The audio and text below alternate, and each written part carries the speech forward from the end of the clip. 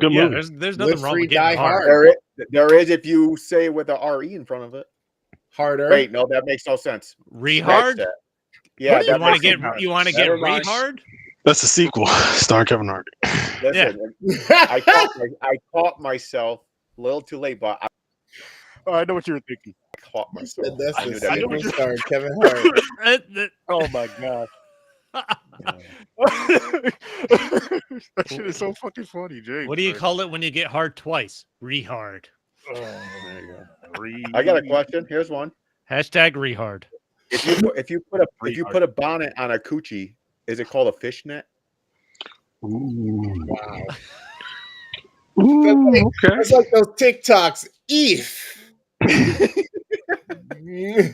Oh my god. It's called that's a Merkin cover. Oh shit, that's fucking funny. Since we're speaking random shit, right? Merkin protectant. There's a new trend going around that I think is fucking hilarious. I heard it on a podcast, but it's on TikTok, where it's dudes calling like their guy friends at night to tell them good, like, hey man, good night. Saying good night. Yo, the dudes get so mad. I'm like, I gotta start doing this just to see. I'm like, yeah, man, just act like you're like, what's up, man? How you doing? Blah blah blah blah. Yeah, I'm just calling to tell you good night. Good night, yeah. Hey, sweet dreams. Yo, one dude was like, nigga, I'm on my way to work. Fuck you and your sweet dreams. Another dude was like, what the fuck you mean good night? I'm like, yo, why so hostile over something that's genuinely just a nice thing? Hey, good night. Hope you have a good night, yeah. I mean, it is a little weird though. Because they know what it is. This motherfucker's calling me just to bother me. I'm just like, are you sick? No, they have no idea. They just think that it's a regular phone. Like, hey man, how you doing? Blah blah blah blah. Yeah, men don't show emotion. That's why it's funny. Only Andrew. Yep. That's why we die at 70. I'm gonna tell you right now, this dude right here is gonna be real emotional if the Niners win the Super Bowl. Talking about we don't show up. That's when we show emotion. Your favorite sports teams win. That's I was emotional 96 when the 49ers won. That's different. That's different. That's important. Yeah, that means something. Oh shit. It's sad because I'll tear up over that, but like sad movies, I won't tear up. Like Armageddon and everything, I laugh. I don't even fucking cry. Everybody's crying. I'd start laughing. I'm like, the fuck are you crying for? In Armageddon, though, even when he's dying, he's like, Harry. Yeah. No, hold on. No. Wait, what about the movie Up? The Pixar First movie 10 minutes up. It's sad, but it don't make me tear up. I'm gonna tell you right now, guys. Not a single tear, nothing. I have only not even a detail tear. Bloody throat or voice. Nothing. He tears up in his boxers, Nothing. but not in his. Yo, dude, I even watched the TikToks where the military people come back home and see their kid for the first time. The kid runs to them and shit. Everybody cries. Mm-hmm. No. See, Do you do that just to test how dead inside you are? Yeah. That's good. That's a good test. Let you know that you're still human. What about what about when they come back and see their dog for the first time and the dog is going crazy? Or if the person passed away and the dog's like crying near the dog's waiting for someone. He's to come crying home. already. Look at him. He started crying when I just mentioned that shit. Yeah, it's triggering. Or that commercial with Sarah McLachlan's song. Hell yeah, in the eyes. That one's become more of a joke than it has serious now. I get annoyed and I turn the channel. James is no, because for some reason my brain knows it's not real. If it happened in real life in front of my face. So hold on, you ain't choke up at the end of Toy Story 3? Nope. When they're all in the ring of death? Nope. He's the most dead inside person I've ever met. All right. Like, I used to joke about how dead inside I was, but goddamn, James puts me to shame. Hold on. You didn't tear up when Opie died in Sons of Anarchy? That was sad too. I never watched something there. When's the last time you teared up for anything? What? Okay, hang on. Nothing. I can't remember. Nothing. I can't think of nothing. The Lion King, James. Nope. Yeah, come on. Word? Nope. You want to know what I said? The exact here's the exact thing I said about the Lion King when he fell. I don't want to hear. I go, he's dead. That's all I said. God damn. Old Yella? Nope. 2 girls, 1 cup when it went off. All dogs go to heaven? No, it was when they promised 2 girls, 1 cup part 2, and they never did it. I got a What little about tear when? in What my about when you had to watch Blood Lake a second time? What about the end of Space eye. Jam Oh, when they that was won? straight anger. That wasn't tear. That was anger. What about when you got married? Nope. I didn't Oh, cry for okay. that either, though. Damn. My wife, we're up there saying our vows and everything. She's tearing up, and I'm saying, you know why? Because my body goes into it feels awkward. James started I laughing. go, this is awkward. I don't like seeing women cry, especially when it's like your wife. I I'm a guess that's happy not the human. natural Hey, feeling Jay, when you realize you made a mistake. He's Did you like, I just say gotta no? play it cool now, man. I gotta keep it together. You're like, oh I man. seriously hope like Woo! if we get my wife, we have a child, and I better tear up during birth. If not, then I'm going to go. There's something wrong with me. I mean, No, may you not bring cry. life into the world, you should automatically fucking Have you tear. ever had a pet Tear. die? And I'm not talking like a fish, but maybe a fish. Yes, but I still. have. My favorite. Okay, hold on, Chris. Thank you. Dog or Okay. cat? You Yeah, just yeah, made hold me on. remember. Yeah. Oh, shit, my he's about cat to cry. He's gonna cry. I see it. No, I I'm see it. not gonna cry. Look, My look, his cat. nose is getting red. I was in the room with when they injected her. oh, So yeah, yep. yeah. So I did tear up on that one. Yeah, that Okay. one sucked. Thanks for Well- reminding me, Chris. What was it? Now I'm sad. I don't even want to do this shit now. Look, that was literally something he had blacked out of his memory, and like a, Came flooding back. Dude, like a therapist. my James, brain files away trauma. and They now, don't want to remember that thanks to shit. Puerto Rican Chris, she's opened up a floodgate for James. All those Yep. memories of his uncle touching him, his cat dying, now, those are and all now gonna you come can let it flooding all back. go. Now Bro. my grandmother dying and shit. Thanks, Chris. God Yeah, damn. I didn't say James nothing about Nona, James but is going okay. to be in tears for the rest of this episode. Now I'm going to be in fetal position, sucking my thumb while I'm jerking off tonight. Oh, no. Why you had to bring up my cat? Keep passing napkins. Holy shit. I was not expecting that. Okay. Oh, Eric, aren't you supposed to introduce the show? Oh yeah. Oh. I've been trying to Remember what I said? James was going to take us off the rails. So no one can ever mention James's hamster ever again. Nope. What hamster? It never came out. Wasn't it a hamster? That I knew passed away? exactly where that was going. Wasn't it a hamster that passed away? No, my cat. Oh, We don't know. We don't know the hamster's dead. He never came out of the brown eye. He could still be. He could still be trolling around. He's still be in there living off my feet. yo, he's just running through his intestines like it's in Let me fucking wink. tube. Yeah, let me winks. He's like, God damn, I got miles and miles of this tube. It's Well, never get ending. to the hospital. They're going to X-ray me. They're like, oh my God, Every you got a once in a tumor in while, your it's ass. like fucking Indiana Jones, and he's running from Oh, the the boulder. turd, making his way through the fucking intestine. We're a movie podcast, by the way. Technically, it's movies. We talking movies. That's why I Not a mentioned smut fucking podcast. Indiana We don't Jones. talk about smut. What are you doing here? Yeah, we do. That's all we talk about is Yeah, smut. James isn't going to take us off the rails. We're good. No, I'm good. That was it. I'm done. That was fucking funny. To be That was continued. funny. Now, who's bigger, Han Solo or Indiana Jones? In the pants. Right. Yeah, in the pants. That's what I was Who gonna has say. a bigger dawn, Indiana Jones or Han Solo? I don't feel know. like I think I Han Solo, he used Solo's the force pants to were get that tighter. fucking blood down there. Wait, I just realized they're the same person, aren't they? Not in movie. Not in movie I land. was like, yo, I think the pants were tighter on Han Solo. They look Wait. alike. Yeah, they look similar, but I think the pants were tighter on Han Solo. Oh, Yeah, no. shit. They look alike. Fuck, man. James is hamster, bro. Oh man. If it ever comes out, I'll let you pet it. Wow. I'm good because right after that hamster is the fucking bowl of the doom. The dumbest doom. Oh shit. Oh my gosh. Oh, Oh my fucking goodness. Hashtag James's hamster. Oh shit. Oh my god.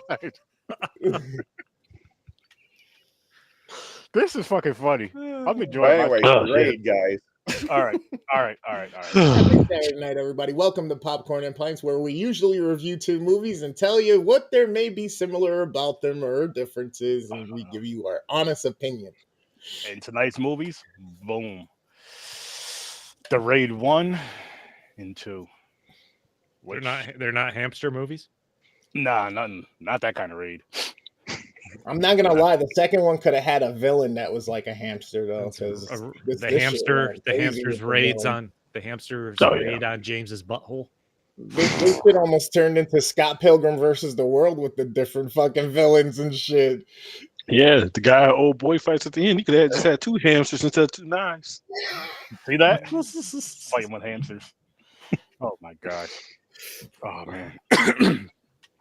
So the Raid 1 and 2, gentlemen. Let's go around the room really quick and do our early ratings for the first film. James, you got a rating for us? Yep, I'm going to give this one an 8. Nice. All right. I think we reviewed it before and I gave it a 10, but because I think I was so excited about it. But yeah, we did. It's still a great action-packed movie. So is this a premature rating? E-rated. Yeah, E-rating. I was supposed to say premature. Yeah, premature. It did come out pretty quick, right? Yeah. I should have held it a little bit longer. Premature rating. It doesn't always happen like this, I swear. I swear, it never happened. It never every happened. episode, damn it, every episode. But so James, Chris, Stories from a Bar. This was a first time watch for me, and I'm 7.5. Okay. I like it. It was fun. It was good. Some really good action. I didn't realize the Raid. I know I had heard about it. I didn't realize it was a foreign movie. So I'm watching it with a English dub that was slightly off and weird, but the action was still cool. Fun story. Mm-hmm. Yeah. Johnny loves movies. How about you, good sir? Yeah, no, I'm gonna give this an 8. You know, The Raid is the first foreign movie that I actually watched and sat through and looked at the subtitles and then watch it dub. So I became a foreign film fan because of The Raid 1. So, That's but yeah, I'm gonna give Raid 1. I love foreign films. I don't mind reading the subtitles. Yeah. Worst damn. What about you, bro? An early rating, I'm giving this one an 8.5. 8.5. That's good. Nice. These are both my favorite action movies. So both Chris's. I didn't expect this high of a score for these. Shit. Nah, I looked at Stories from the Bar and I knew. I thought they knew he were was going gonna to like go it. over 7. No, dude, this was good. And no, I don't want to. I'll talk more about it when we get to the Raid. But I'm gonna give. These are my favorite action movies, and I said this when we first reviewed them on our short-lived show with Ibrahim Cinematic Canon. I think we did like 8 to 10 episodes. But before people start talking shit, listen, I got a show and we got a show, so we didn't just last 8 episodes. That was just another show on top of other shows and shit. It was just too much. But yeah, so this is a 10 for me. I love the action in it. I wouldn't say it's my favorite action. I've seen a lot more. If it's not number one for me, it's high up there for me. It's because I love. It's high up there. These are fucking. I love hand-to-hand combat. I love the hand-to-hand combat was great, but this also actually had story to it. Yeah, definitely. Yeah, definitely. But I'm just saying, like with the action part of it, like I love the hand-to-hand combat, and I like how in this one especially, well, both of these films, they use like the environment as weapons a lot. Mm-hmm. Which is so much better than using the guns and explosions and all that shit in every action movie that we do here. Damn near. It's like, oh shit. Like, I mean, they had guns, but majority of the neighbors machetes. were attacking the police mops with like mops. No, and you have the one main bad guy's henchman literally puts his gun down. He's like, I don't believe in guns, or I don't like using them. It feels like cheating. And then they just fucking goes hand to hand with the sergeant there, which I'm not like. I didn't think the sergeant was going to die necessarily. I thought there was going to be a moment like he has him in the Mad Dog has him in the headlock. The sergeant's reaching for him, and I kind of kept waiting for that moment where the sergeant realizes he's still awake and does something to extend the fight. But no, he just snaps his neck. Like, oh, all right. This movie. I think the last time I viewed it, I didn't realize the sergeant. I don't know if any of you guys are Fast and Furious fans. The sergeant was in Fast and Furious 6, and he put the paws on Tyrese Gibson. And I've I was only like, oh yeah, that's the dude who whooped Tyrese Gibson's ass in 6. I've watched one Fast and Furious movie, and that was for the podcast. Was that 5 that we watched? I don't remember. Yeah. Oh, the best one? Yeah, Is that the? It's the. It was like it was more like a heist movie. I guess. Yeah, the safe, the best one. Yeah, with the yeah, rock? Yep, it was that That's one. the Where you only watch- one I've seen. Where you watch 2 biracial hawks beat the shit out of each other for 5 minutes. Yeah, 2 biracial Hulks. I'm not a Vin Diesel fan, and I'm confident he can't read. He cannot sit. He That's wrote most of these family. movies. No. Family. Vin Diesel can't read, so every time he's in a movie, it either has very few words, like "I am Groot," or Superman. or when it comes to Fast and Furious, the only reason he's in those movies is because he's literally the producer. And every time he films a scene, the line's different because he doesn't know what the fucking words are. Well, like the Riddick movies. And he has to say it's family. Yeah. He has to mention family all the time. How did we get to start talking shit about Vin Diesel? We're family. I don't know. This if turned any- so Yeah, fast. If anybody has a hamster up their ass, it's Vin Diesel. Shit. Oh, that person's gonna talk right now. Hey, speaking of the raid movie, so Mad Dog is the main bad guy, and they show the cool. So you're like, oh, this Well, dude's badass. He kills like a lineup of people, Mad Dog is the king. like headshot. Mad He Dog the is, one with a hammer. Mad Dog's like the Kingpin's top henchman. Yeah. Yep. Yeah. So you think he's like the final boss? No, not really. That fucking dude was fucking up the sergeant, then was beating the shit out of the brothers. Yeah. It's Mad Dog. They had to have 2 people. If that dude was by himself, that dude was like the best fucking fighter out of both movies. He would have fucked everybody up. That guy was crazy. Yeah, that's Mad Dog. That's him. Yeah, that's Mad Dog, man. That's good old Mad Dog. That's good. Yeah, Mad Dog, man. You know who Mad Dog is. I thought Mad Dog's the henchman. boss. Yeah, Mad Dog was the scrawny, skinny guy with the shit. yeah. Yeah. Gotcha. Oh, I mixed up the names, but yeah, but then Mad Dog is a Yeah. ass fighter. He was fucking them up. Yep. Which Yeah, I mean, it's jumping ahead. We'll talk about it later, but I don't understand that whole shit. We'll talk about him later. But I enjoyed this one. This one's literally action packed from beginning to end with a decent story. It's got twists in there as to why they're even in the building. It's gruesome, but it's also gruesome in a way that's like well done for the way and the action pace of the movie. So kudos to them for sure. My favorite thing about the gruesomeness of both of these movies was not that it was unexpected, but it was done in a way where I literally went like, "Oh snap!" every time I watched something. Like, and this one in particular, like, the kid gets shot through the neck. In the one, like, through the door, they slow down that. They have one of the SWAT team members look out the window. He takes it in the eye through his glasses. Like, oh, fuck. Or what about the fight scene where you grab the one dude by the head? Yeah, the door, dropped him on the backwards and broken door. dude's I'm like, Yeah. dude, Oh, just I'm like, God it's damn, like, man. it's yes, it's gruesome and there's blood, but it's done in a manner where you're like, oh fuck, like in an excited way. Yeah, it's not overdone. It's not like a crazy amount of blood. It's like realistic. Like that might really look like that if that happened. What I do like about these two movies, like because you guys mentioned the blood and stuff, is like how violent they do go with it. Because if it's in a fight to the death, it's not going to be patty cake and bullshit. Like they're not joking. These motherfuckers are not playing at all.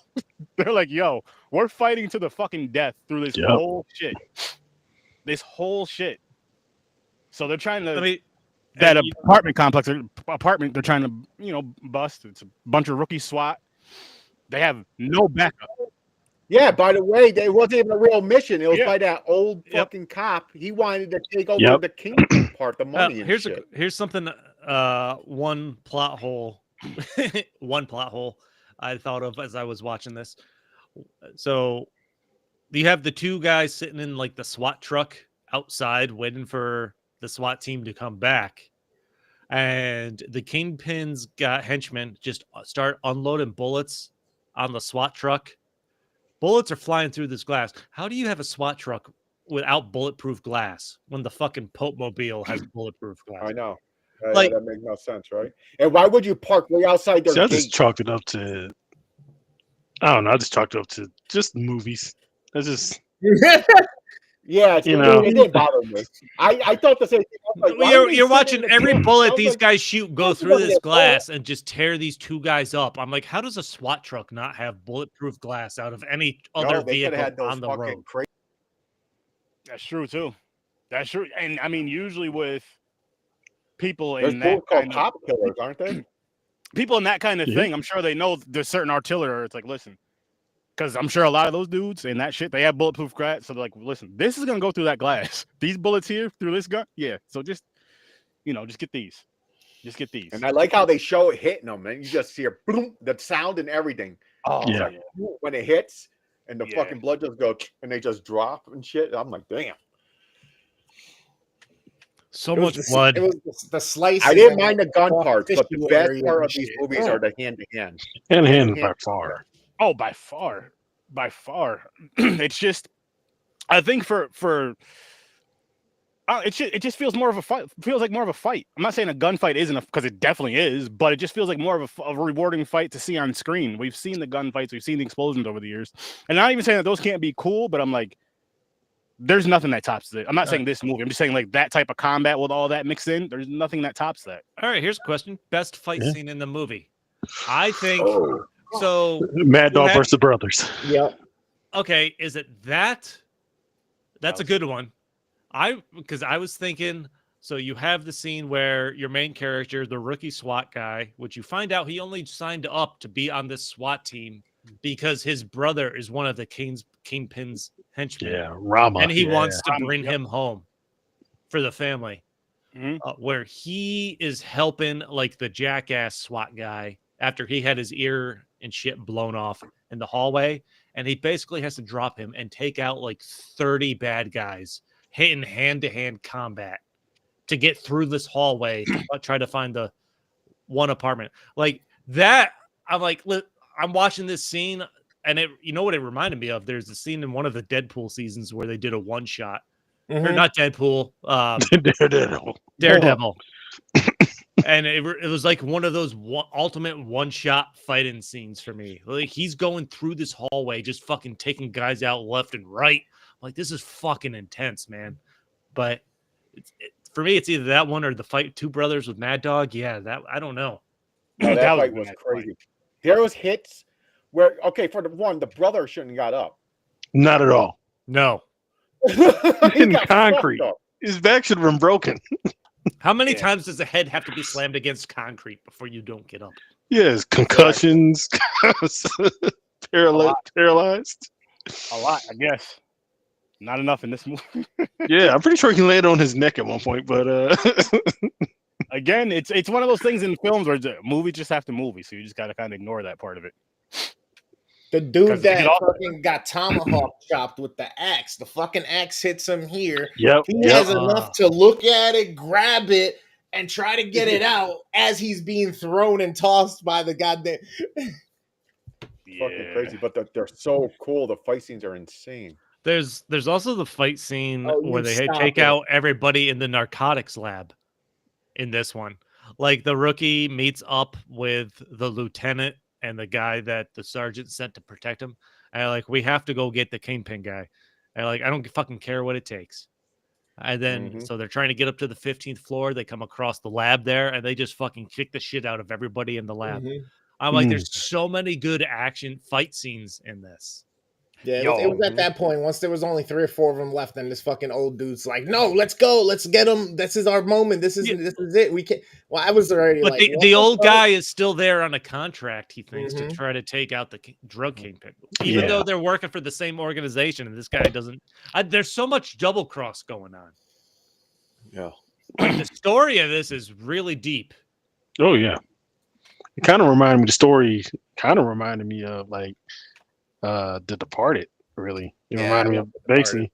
I love that. Basically, it reminded me of The Departed with like they break out in fights instead of monologues. They beat the hell out of each other instead of big dramatic scenes. But like structurally, it kind of reminded me of The Departed. Yeah. how long was The Departed? That was like a 3-hour movie, right? 2.5. Yeah, I think 2.5. Because this movie was like an hour and 40 minutes. Hour and 40, yeah. And one of the reasons I gave it a 7.5, like there's legitimately so much more story here than I expected going into this in the first spot. And after seeing it, an hour and 40 minutes, I'm like, you could have easily made this a little over 2 hours Could add to really develop the character story a little bit, like the family background a little bit more. Like, because they just kind of throw you into it. Yeah. Like they throw you into it like you're already invested in the characters, but you still don't know quite what's going on yet. I think we needed one more scene of the brothers, probably something like before they fell out. You know? Yeah, they don't go into how that happens. You have no backstory on how this crooked lieutenant who's leading this fake operation against the Kingpin, like what the story was there, like why did he agree to do this, or who set him up, or like they talk about the main police superintendent Reza, like his name gets thrown around a little bit, but they don't, like, it's a brief mention. I feel like you add a half hour to this and it's one of the few times where I've watched a movie and like more of this would have been okay if the story was filled in some more. Yeah, like the second one. Yeah, I was gonna say I would feel that way I know we're not there yet, but if they hadn't made like a sequel that like delve into that, I would have probably felt how you were feeling if it was just like this one. No, that's fair, because I went to go watch the sequel and I saw it was 2.5 hours. And I'm like, what the fuck? Yeah, and to me, it's kind of a testament to the writing or whatnot, as well as like the cinematography and stuff that helps aid you along in the story, because I like the fact that I just jumped into something I know nothing about, but yet by the end of it, I'm vested. I enjoyed the characters. I was rooting for this dude and his brother. I was hoping the brother went with him. You know what I mean? Yeah, there were details I wish I knew more of the story of, but for the actual main focus and meat and potatoes, I think they get a good job of getting you hooked, keeping you there, and fucking letting you ride that ride the whole way. Yep. Agreed. No, man, you're not wrong. And I love. And no, just tagging on what Johnny was saying about how the other one, how it picks. I like how the other one picks up like hours after the shit even went down, and then kind of continues the story to where you kind of get more of. You don't necessarily get the backstory part of it, like you're saying though, but you get more of a story in general. I love how it did that instead of like, you know how like you watch a movie and then you get a sequel, and the sequel is like a completely different fucking story. The main character might not even be. I'm like, what the fuck? I only wanted to watch the movie because these 3 people are in it and they survived and they were fucking shit up, and now none of them are in it. Yeah. No, Puerto Rican Chris isn't wrong by any means, because I was invested in these characters for sure by the time it got into one of the things I really liked that they did is you have the confrontation, like the reveal of the brothers, like there's no indication of that right away. Like they set this up where the rookie SWAT guy's leaving his family and he sees his father or father-in-law. He's like, I'm gonna bring him back, or I'm gonna get him. So it sets it up like you think he's going after this drug kingpin, like he's done this family wrong somehow. That's the impression I got. And then the switch to he has this brother that left the family and is working for this guy instead, and he's actually going there. I'm like, fuck, man, that was a twist I didn't see coming. Yeah, and that was awesome. Even working for him, he's like the right hand man. He's like his number 2. Yeah, he's like, and I'm like, fuck, man, that was great. And the fact that they stay in the same worlds they started. This guy, the rookie cop, stays on this, as the policeman, the SWAT guy, and his older brother's like stays in the world he's established. Like, I can protect you in this world, basically, so they won't kill you. You can't do that for me. Like, his younger brother, who's the cop, can't protect his older brother that's coming from this world if he were to leave it. Yeah, that's true. It's a deep fucking story. Yeah. Like, maybe, like, he clearly, I feel like they conveyed that the older brother considered leaving, especially with the way things were going. But when you're that high up in a criminal organization, can you come out of it and not be punished? His younger brother was not in a role to keep him, I think, out of jail, basically.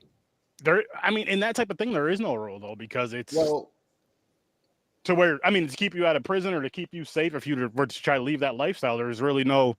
There's a point of no return. Yeah. well, technically, he was next in line. He was king now. That's why he was like, I could protect you here. You know what I mean? But then look at what happens as soon as the next one starts. Yeah. Mm. He also had survival too. He wanted to get back to his wife and baby. That's going to be born. He had something to live for because he definitely So he had to get out. He had something to live for and fight for, and like he had to do it because it's like if I don't, they're gonna come after me. They're gonna come after my family. I can't have that. That. I kind of did like how he tried to pull the "you're an uncle" card on him. Yep. Yeah. That don't work. Yo, It didn't work. Yo, that line doesn't even work when you go up to somebody. Yo, you're a dad. Like whatever. What? It would have worked on me though. I'll be honest. I was like, I'm an uncle for real. Still a 50-50 shot if someone comes up and tells you you're a dad. Yeah. Yeah. You're an uncle. If you shot, somebody comes up and tells you you're an uncle. Be like, I'm gonna wait till after the test. Yeah. Just in case. Yep. I'm not coming to baby shower until you guys prove it. Yep. Yeah. You're a dad. I know my sister. Wow. Damn. Damn.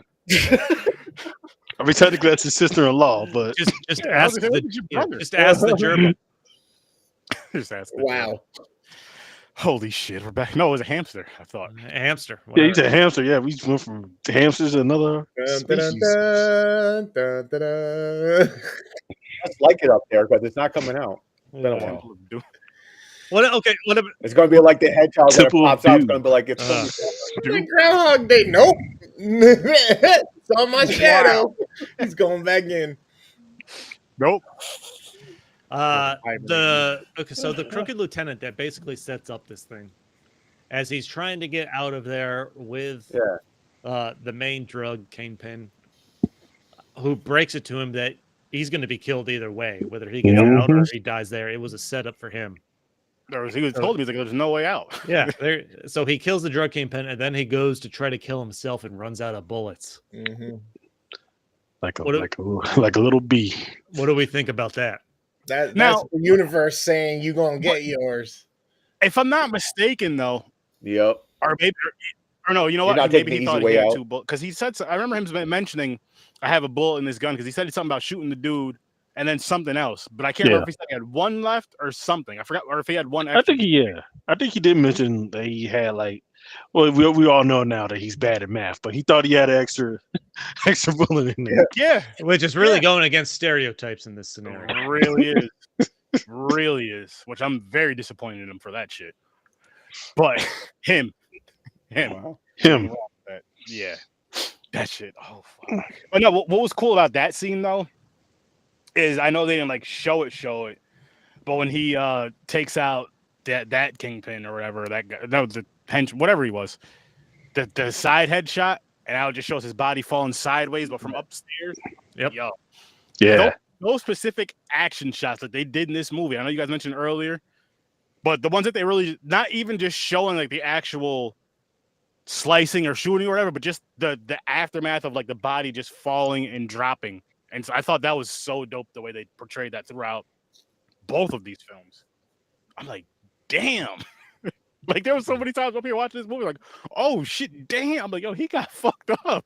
Yeah, a lot of these scenes was like well staged, Yep. the choreography and the man. gore effects. Oh man. It was I can't even imagine the amount of effort that went into practicing these fight scenes. And choreography Yeah. and shit like that. I was actually watching a documentary, Non-stop. not documentary, but Joe Blow.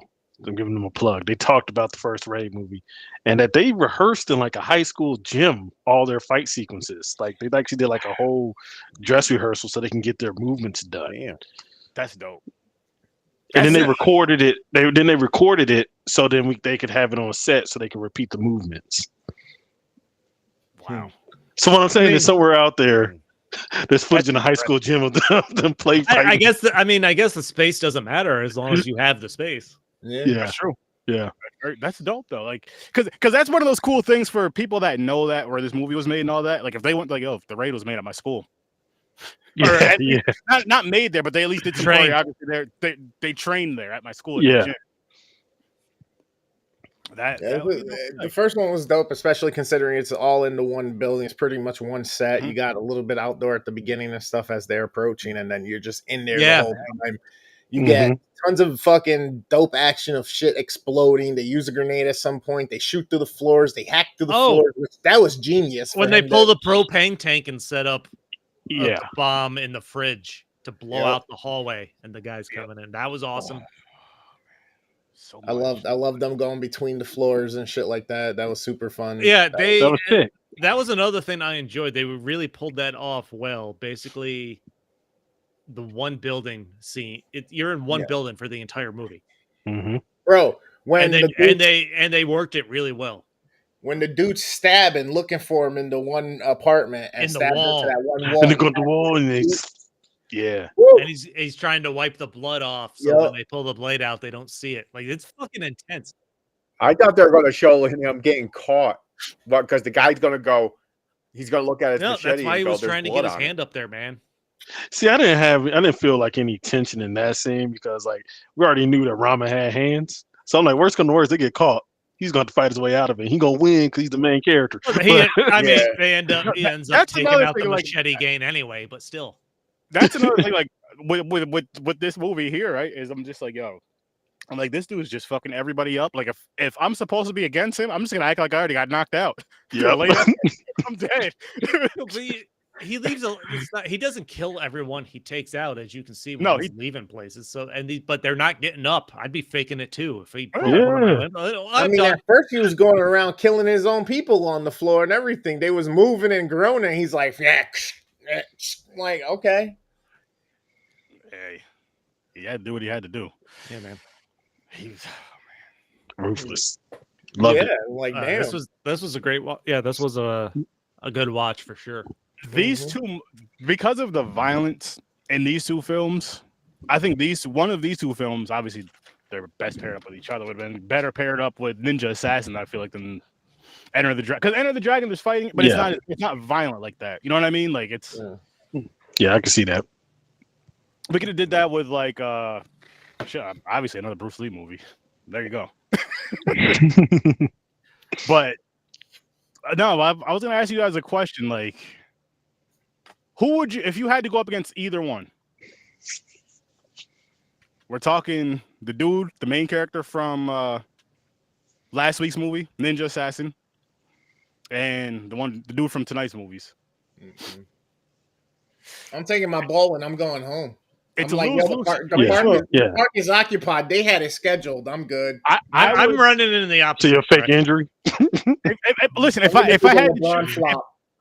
had to choose, I'm gonna choose the guy from the raid because, like I said, he's not using sharp I'm not gonna fight Mad Dog. I'll fight the other fucking dude. No. We're talking about the main guy. No, not the main character, Rama. Not Rama. And, I forgot the other dude's name from last week. But the dude from Ninja Assassin, I'm gonna say Rama only because that ninja dude would be sneaking up mad quiet, just killing you. Like you wouldn't even know. No. I feel like he would make it quick though. Rama, you feel every piece of them hits from Rama. Yeah, that's what. Listen, you punch me once, I'm out. I'm done. The other dude ain't gonna stop. Like, oh man, I'm done. I'm on your team now. Shit. Then just leave. But yeah, it would have to be him because he's violent, but he's less violent. Like I feel like with him, actually no, both of them are necessarily violent, so in a sense. I'm but calling the Ninja Assassin's one is the Ninja Assassin's one is just a little bit more violent. Well, a lot more violent. Yeah, but he's kind of slower. Like on Rama, I'll be honest, you can't really see them fists coming because he punches so fast. Ninja Assassin, he's using weapons. Rama's using mostly hand-to-hand fists. Yeah, but then weapons like that chain with the blades on it. What are you gonna do? Hand. And Ninja he's out front. Yo, he's out front of your house, just spinning that chain around. Like, yo, I dare you to come outside. What are you gonna do? But if that chain hits like a vital artery, you're dead real quick. Exactly. Rama, like I'm saying, he's punching you so fast. You're feeling that. You're gonna feel it, but you could live. The thing with Rama too, though, is I wouldn't want to live at that point. Right? Exactly. All my bones are broken. I'm in a wheelchair. With Rama, though, you gotta remember is this dude. He'll be just pick up this. Well, she got me in the face. Like less resistance for the gerbil. We're gonna have to name this hamster. Oh man. Oh. The hamster or a gerbil? We keep changing it. It started off as a hamster. Might as well call it a rodent now. The Pokemon, it evolved. I'm waiting for someone to be like, yeah, so when that possum gets in there, just keep stepping it up. I don't want to think about those possum teeth in there. What's happening, Wilkie? Oh, yeah. Wilkie. And his name is Mr. Dookie, by the way. He was already named. The Duke. Lemmy Winks. Dukes. Oh, my goodness. Oh, man. Fuck, man. God damn it, James. Everybody keeping their ratings for the raid one? Definitely. Yeah. I'm going to give it an 8.1. I said 8. I feel like I was too low. I'm giving it a 0.1. That's the first 0.1 we've ever had on this game. That's a damn STURD-O-VISION, of course. Hey, man, breaking rules. Yep. I've done that. I go from a negative 10 to a positive 10. You get an 8.1. 8.1, baby. Oh, I'll do a 7.7. There we go. Does anybody else need to change their ratings before we move on? 8.635. No. Oh, wow. What's the fraction? They got to be 0.34, whatever. What are the decimal points for pi? I don't know. 314625399933334. Put that line over it. 3.14. That's it. No, right. Great movie. Great movie. Yeah, part one was awesome. Yeah. Ultimate dude movie, man. Yeah. My lady was like, this would make a great video game. Right? It would. It would, actually. It reminded me of a video game like Donkey Kong or Double Dragon. We got to go floor to floor. Mm-hmm. Up the skyscraper and shit. I am so glad that we have not tried to remake this movie in America. I am so They glad. are. They're doing it. I know they were supposed to, but I don't know. I feel like it's going to happen at some point. They're making an American version. Are we spinning a wheel or are we talking about Raid 2 first? We're spinning the wheel at the end. Okay. It's close to the end. So hop on the Raid 2. Let's get some Brando. Raid 2, I think the story's better. It's more detailed. Okay, so I gave the first one a 7 and a 7.7 because I'm giving Raid 2 a 9. Ooh. I'm giving a 9 too. Also, I'm with Chris. 9. Wow. I'm gonna give the this story one is way better, and the fucking violence is insane in this. Agreed. I'm gonna be 7.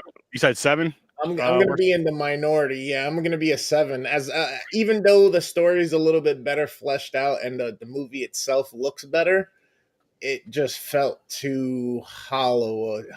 This felt more solid for me than the first. Yeah, obviously the budget got bigger and all of that stuff, right? Look how many headlining actors they had. Not that they were huge actors or anything, but look, they're all on the cover. You know what I mean? Yeah. Bigger budget. Yeah, but it just felt too commercialized from what the first one was for me. So that's why I'm like, I didn't really like this one as much as the first one. How about you, Johnny? I'm so glad you said 7 because now I don't have to feel like an outlier. But I'm gonna give it oh man. I know like subjectively it's a 9. But they do something in the beginning of the movie that pisses me off so much that I have to give it like an 8.5. I felt like it was kind of like in my opinion, I took it as a betrayal. I got over it, but I took it as kind of like a betrayal. Like killing Andy? Yeah. Yep.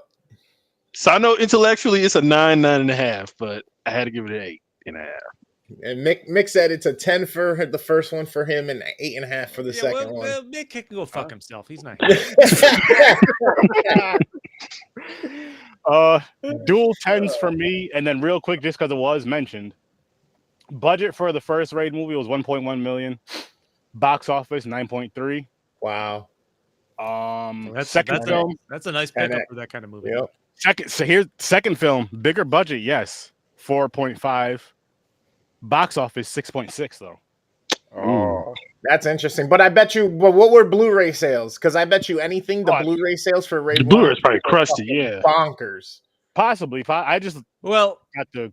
and it's a longer movie too, so it's not gonna. Hold on. No, Like we it- talked, it I is. talked about how there could have been more story development in the 1st Mhm. one because it's an hour and 40 minutes. I went into the second one. I watched these back to back. Mhm. Went too. into the second one, and I saw 2.5 hours. I'm like, is that even right? Like, how could this movie be 2.5 hours? And then I started watching it, and I'm like, fuck, this isn't even a dubbed one. I got to read subtitles. Yeah. Not that I have a real problem with subtitles, but after watching the dubbed one, I assumed the second one would be dubbed or something like See, that. And you know what happened to me is so the first one I watched with subtitles, happy as shit. Second one was dubbed. I was a little upset. I'm not gonna lie to you guys. I'm like, what the fuck? Guys, I looked on the web. I go on our website that I Mhm. got, and I watched them both in dubbed. Really? I mean, not dubbed. I mean in sub. I watch sub. I don't want dubbed. I didn't is know better. I didn't know the second one had a dub. Honestly, I thought one of No. the things. I watched them both marketed from it as James. I watched them both from that website too, and only the first one was dubbed. Oh, I had subs on both on mine. I wish I Anyway, But, I got over the subtitles and the length of the movie real quick because the story was a lot more fleshed out in this one. The Mhm. action was just fucking awesome. The Yeah. way there was intensity building up to the scenes that you Different knew the fight family scenes were coming. Cartels. Yeah, they Yep. interconnected everything. You have crime bosses. Like, this is more of a fleshed out universe. It's kind of like what You gotta kill all the heads. Yeah, because it's kind of like what I said last week when we announced it. It's like for me, this sequel is kind of like Dawn of the Dead or Aliens, where it just expands the mythology Yeah. of the first one, and that's one of the things that I really like about Barandal. Yeah, I'm gonna do the subtitle. I'm not gonna say Raid 2. I'm gonna say Barandal. There you go. Fancy. He's fancy. Fancy. I like this picks up right away with if you're gonna bring back the same rookie SWAT guy to go into a second movie after what he just went through, how the fuck are you gonna set up a story for him to come back and be a centerpiece for it? Killing his fucking brother, which they did right away by the person connected to the main reference they used, Reza, like the main crooked leader of the police. So now you're digging deeper into the undercover, like the corrupt cop scenario. So they got the story set up real quick. They bring in Rama again. Like, it picks up right with him going to the guy that his brother told him to go to with the tapes and everything. And they just... Stories from a dick. That's right. I'll pull that shit up. You can keep going though, Chris. I'm listening. Remember last week when I talked about how much I loved Mick and wanted to come back? I want him to come back. I take that back now. Oh, I thought you said you wanted to come. I thought you said you wanted to come on his back. Yes. Oh, Superman him? Yeah. That's called a Superman. No, guys, the Raid 2. Raid 2. We'll get to the wildness in a little bit. I know we will. I gave Mick his hamster. So this movie also had like a main henchman that is supposed to be a really good fighter, but I think Mad Dog was the craziest and the best fighter out of all of them. Yeah. He was certainly no Mad Dog. Well, no, he had them cool knives. The guy in this one was called the family guy, like the family protector that they introduced, like Koso. Yeah, they're fucking with the machete and shit. Yeah. I almost thought that was Mad Dog, like he didn't die in the first one because it looked almost just like him, but well, same actor, just different character. Yeah. Are you serious? I thought it was him. That's why I was like, yo, what the fuck? How did he survive? It's the same actor. He just played a different character, and this was kind of weird. Man, but... get the fuck out of here. This bitch is a 6. Like... That didn't bother bother me. Your me. rating? Huh? Bro, that shit pissed. That was one of the things that pissed me off most about this shit. It was like I didn't understand how the fuck this guy survived. His wife is mad at him for the life of crime and shit. He wants to see his daughter, so now they're humanizing him. I was like, man, just let him be a fucking Mad Dog. Yeah, it wasn't. Yeah, he wasn't Mad Dog though. He was someone else. Sad Yeah, Dog. also. But so Rama goes to see the guy that his brother tells him about. He talks him into this plan after his brother gets killed, and he find out who does it, to go into jail to befriend the mobster's kid. And he's like, don't do anything that'll get you in, locked up for more than 3 months. And he ends up going to jail for fucking 3 years or 2 years, really, depending on how you look at the first part of the time. Like, holy fuck, man. How dedicated are you to the cause? Are you about to talk about the greatest fight in this entire film? The mud fight? The mud fight? Are we about to get into that now? We can. Shot mud fight. Oh my god, that's one of the best shot fights I've seen in any action movie. Best fight in this film. That's a prison fight. Yeah, that's a fucking prison. I don't give a shit what I've seen in any other movie. That is hands down the best prison. Like where it's the whole. I won't say the whole prison because it's never that in the movies, but it felt like the whole prison though. It did. It did. It didn't feel like the same 6 people. Well, for a place that large, there wasn't that many people out there, but it was crazy how at first there was just a sequence of events that was happening and a bunch of fights, and then all of a sudden when the fucking guards came in, then everybody cleared the benches. But even before that started, and you have Rama, who's just observing stuff, and you can tell he's registering shit's about to go down, and the intensity building up to that. Yeah, that is something this movie had that I don't think the first one had. The first one just broke out in fights. Yeah, this was just build and build and build. This one, for all the fights they came across, they built to. They really did. And what I like about that fight in particular is it's like Gareth Edwards, the director. He looked at it and it's like he saw Batman Begins in 2005 and he's like, you know what? I could top this. And he's like, I'm gonna save this, and then he just topped it. But yeah, what I was gonna say too about that the scene is I like the build up for it too. How you kind of seeing just everybody coming from different directions doing little things, and then Rama was seeing people hand off weapons. Just handing off shit, grabbing shit, and I like how that broom handle. He's slowly unscrewing the broom handle, and it just once shit went down. Oh my goodness! And like you guys were saying, once the guards were added in, and can't forget the two guys that were climbing the gate. They were trying to get away, hopping. They get fucking shot. I was like, oh shit! In the one scene, the one moment that stood out. Well, there's a lot of moments that stand out, but one of the main ones in the prison fight is Rama or someone. I don't remember if it's Rama or not. They snap one guy's leg. I'm like, oh, that was Rama. Yeah. Like, I talked about how the first movie had scenes where I was like, oh, snap. I was doing this constantly throughout this movie where I'm like, oh, fuck. I was watching like this. Even though earlier in the prison, the first fight was pretty dope too, where he's in the room, the cell by himself or whatever. Yeah. Hashtag Mick is trying to derail us now. That scene, with the shotgun scene where fucking the dude's getting blasted out of shotgun and shit. That was the mud pie scene, as I'm gonna recall it to that mud fight in the jail yard. My girl was like, yo, this is crazy. She was like, that's a fun day for the boys. She's like, could you imagine being part of the people on set doing all this, like being a part of this chaos right here with all this mud flying and just shit? Rolling around in the mud, Yeah, she's like, that seemed like a fun day for these guys. That I feel like that seems like a fun day all around, either if you're on, in front of the camera or behind it, just seeing all that, getting that, and just like, or direct, whatever the case is. All right. Speaking of fun days, absolutely was. Speaking of fun days, what about when they go to shake down the porn distributors, and the girl walks out with the strap on? That shit was. I was like, oh shit. Complaining. I can't take this no more. Where do you find these guys? They're hitchhikers. This shit comes full fucking circle with our pre-show conversation. I'm not gonna get too far into it. All I'm gonna say is there's a video game you can get, and there's dildos in it, and you can hit people with them. That's callback.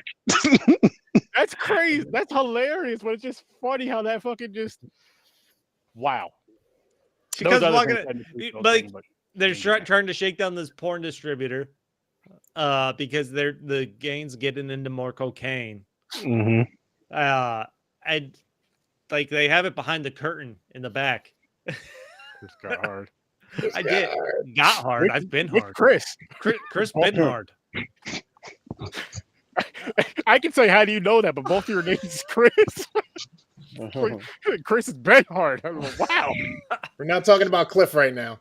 Yeah. And then you hear you hear someone say it's too big, and then the woman comes out from behind the screen with the giant fucking strap on, and they indicate it's a guy in there taking it. Like, yeah. Yep. Like, it's like, where do you find these assholes? Yo, like, they're hitchhikers. God, they're inexperienced. They can't even take it. Like, what the fuck? I'm like, wow. I'd rather fight that dude than go through that shit in there. Yeah. That I know I'm gonna lose. That's a lose-lose situation, but I'm gonna fight Rama over that. Shit, I'll fight the ninja assassin over that. Yeah. Sure, he's afraid you might like it too much. Not at all.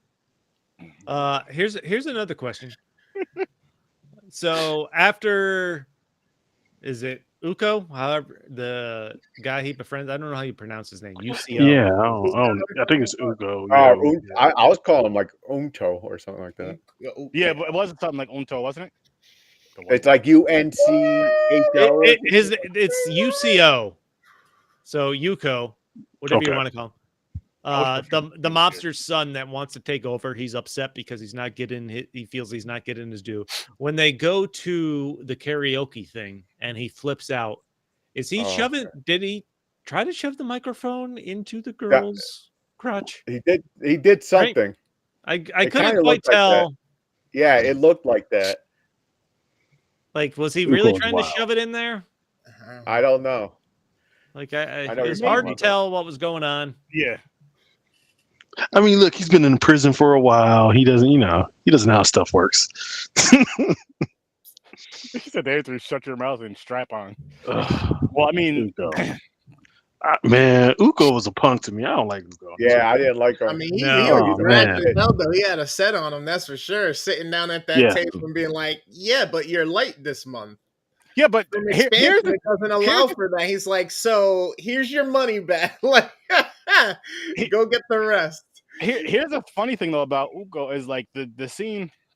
Go back to the first prison fight scene where all his boys get beat up by one dude, and he comes over and starts talking shit to the one. I'm like, yo, I just beat your whole crew up. Exactly. I'll fuck you up right now. Like, I can fuck you up right now and then beat up your whole crew if I wanted to, but I'm chilling. Like, I'm letting you live. You over here just eating like what? Yo, when the dude comes over and taps the knife on the table, this dude's just chilling, eating his rice and food like nothing's going. I'm good. Dude, I was into this movie as soon as they started showing Rama in that bathroom stall with everyone beating on the door outside. Mm-hmm. Whether or not he was actually taking a dump or using the toilet, he gets up and flushes it, and then just opens the door and starts beating the shit out of it. Whooping ass, yeah. Everybody. Yeah, I'm like, this is like, and you have, of course, the setup and the flashbacks between there. I'm like, this is just such an awesome way to open this movie. I mean, this is a man who punches concrete walls for like 8 hours a day, I think. Yo, that was like, just seeing him do that, I'm like, that right there, the next person he fights is gonna be in some trouble. Yeah. All he's doing is making them hits are just they're gonna hurt more. Yeah. He just, oh my gosh, he was beating the shit out of that wall. Like, yeah. I mean, I know it was an older building and this shit, but that part that kept chipping off at the top where the blood was, he's like, I'm like, yo, and elbowing that shit too. I'm like, yo, man. I'm like, the second my knuckles break, I'm done. I'm like, okay, I'm cool. I don't need this. So as soon as I see blood, yeah. Listen, I feel pain of any kind. I'm out. I'll be over there shadow box. I ain't gonna just be hitting the wall. Yeah. Yo, it's kind of like that Taiwan, that Thai fighting, where they kick trees and shit. Mm-hmm. That wasn't that in Bloodsport? Wasn't somebody doing that in Blood? Was it Bloodsport? It was one of those movies. Man, what's wrong with a punching bag? They didn't have one in prison. No. That is true. He didn't have a punching bag. They had rice though. You could just tie a rice thing to like the ceiling, just hit the buttholes. feed bag that. The bag of rice. In prison, buttholes are punching bags. That's a different kind of boxing. Different kind of boxing. I will say. So, that's what happens when you lose a fight in prison. Yeah. Or, I don't know. I guess is that why they call it shadow lose? boxing? No, that's just brown. That's punching the air. Yeah, you're just punching the air. That right there. I will say, I thought I was going into a black hole until you disappear. Like that hamster. like that hamster. The hamster. Like the Duke. Like Duke. Damn. Like the Duke. I think it moved in. I think it started a family. Now it's New York. Hashtag for Duke. One of the more unbelievable things in this movie, though, is the size of the fucking bug that they give Rama. And I don't understand. So this is on like a friendship looking fucking bracelet. When he gets out of prison, like he rips it off and throws it on the ground. Yeah. Where the fuck does he get it later on where he goes to put it in Ugo's wallet then? No, he told them give him another one, but do it a certain way or whatnot so that he can use it. Okay, then how the fuck does Ugo not open his wallet and notice this giant fucking bug tied to a string? But until later on in the movie. Like you're telling me he's literally gone for nothing. You know what I'm saying? Yeah, I'm always assuming Ugo was like high or some shit, so he's not that observant. You know, he seems like the type of guy who does like coke in the middle of the day. So yeah, not right before bed, right? Yeah, no, that's coke. He's just high all day and shit. So I'm like, yeah. So I'm like, of course he wouldn't notice a giant ass bug. He high. He might try to eat it. Yeah, he does give off that vibe. Yo, when he took out his pops, it said "forgive me for this" and turned his head. And boop! I was like, that was some cold ass shit. Yeah, money, man. Power. You wanted that power. I feel like there is a little stereotype though when you see that kind of character, like the power hungry child of a mobster. Like it's like in every mob movie, man. Yeah, you kind of know where that story's gonna go. Yeah, but yeah. I think it all depends on how far, like, as far as like if it's your family, like with this one, the son turning on the father, so to speak, like how far up you rank certain people. Like his son, obviously he wanted to take over, or at least be up there with his dad, and his dad was like, "Motherfucker, you ain't ready yet." And he was like, "I'm gonna show you if I'm ready." And showed him in a way that I feel in that type of lifestyle. That's how a lot of people are the head honcho. It's like I took this motherfucker out. No, listen, you listen to me now. Well, funny about the dad. The son wasn't ready is because of that reason. He did it wrong. The father's like, you don't have to do this to make it. What the fuck? Like, because like I was saying, like if I was the dad, right when I got killed, I would have been like, "You proved me right." Yep. You weren't. You gonna fuck this up? Yeah, my last words would have been hashtag you're a mistake. Yeah. I mean, the dad kind of fucked up too, if you think about it, because the dad kind of knew and kind of let it happen to see how his son would actually, which side he would actually land on. You know what I'm saying? Yeah. He could have intervened and he could have stopped it early enough, but yeah, that's true. Yeah, he knew his son was starting shit. Yeah, there were hints the dad knew that the son was kind of turning on him. Can we talk about Miss Hammer Time? Oh yeah. The Hammer Girl. And the brother or boyfriend, whoever he was, with the baseball bat and the baseball boy and Hammer Girl. Yeah, the deaf Hammer Girl. Yeah, that was awesome. Yo, they fuck people up too. Yo, hell yeah. He's like, give me the ball back so I can hit it again at you. And the people are like, no. Then he goes, oh, you wrong choice. Then he goes, fucks him up with the bat. Yeah, but just that whole. Would you take your chances? Him hitting the ball at you, or him coming at you with the bat? He might as well hit the ball at me again. Yeah, projectile. You'll die instantly. Yeah. Mm-hmm. I just throw the ball back to him. I go ahead because I got a chance to dodge this. He comes at me with a bat. I'm getting fucked up. Yeah, but he was precise with that. He pointed that shit. He called his shot, man. Yeah. Ken Griffey that shit right upside the biscuit, took him out, and hit the dude in the back. And what I liked about the way he got hit in the back is like how he fell, like his back was actually hurting, not just some bullshit. Yeah. I like that part of it. And then just Hammer time on that subway. She went Oh, that was awesome. Yeah, she went ham. like ripping, like scalping people. She was going nuts. Again, I'd feel very safe with her if she was on my Was she side. blind? I don't. No, I think she's the blind. She was deaf. One She had eye one at fuck. the end. Yeah, she had Because one it was fucked like up he eye. always had to like take her hand or something or tell her what was going on. And he wasn't talking at first. It was almost like he just did sign language. And she was like, "How many?" And he was like, "A few." She wasn't totally blind, or else she wouldn't have been able to understand sign language. That's why I was confused, because it's like he kept leading her, but then she's able to do all this shit. But still, No, man, she did have one your fucked vision's up not there. eye. She's doing Daredevil shit. Yeah, I was gonna say she has Daredevil syndrome. She was going. Wait, hammers, man. She fucking turned them. Fucking. I wonder, you think Fetty Wap has those skills? Wait, what you say? Fetty Wap, because he got the one eye. You think he developed? When he be serving pies to his baby. You know what I'm Nah, saying? I don't think Fetty Wap can pull that off. Come my way. Not Fetty Wap, Waka Flocka, right? Who's the one with the one eye? That was you're Fetty right. Wap. You Oh, you okay, nailed yeah, it the it was first Wap. time. Ran just up serving in the pies to his spot baby. just to get my stacks up. Now I'm back. Come on, way.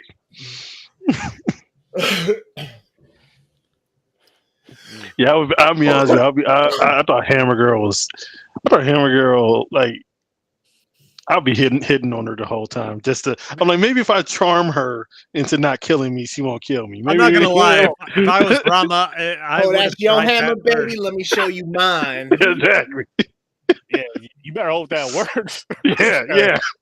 Because I'm dead as hell. But... And then she goes at it with the hammer with the claw on the back end. Oh man. Hey, hold on. See? Before you take those hammers to me, let me see if I can take this hammer to you. Exactly. Baby, you don't want to be doing this. You don't want to do this. Let's just go to the movies. You and me, girl. Just My dad put was the hammer down. Listen, you get on her good side, and then what you do is No, Mick, we haven't. Baby, my dad was a carpenter. I'm good with this wood. I got a hamster with your name on it. written shit. Girl, I'll let you hammer me home any day. Nah, she was fucking vicious with them shits. Took out a whole damn falling out every Someone's day. getting hammered, that's for sure. Have you ever Yeah. reviewed Hero Starship Troopers? Nah. Or no, James answered. We have not. Starship Troopers. I don't know. The fun they break out just the whole fucking how this movie wraps up with Rama going into Beho's John Wick style. John Wick style, and literally taking everybody the fuck out. Yep. Going through it One-man like army. it's video game levels. He comes across Bad Guy. He comes across Hammer Girl. He takes out Beho's main assassin in the fucking kitchen fight, which was The boss fight.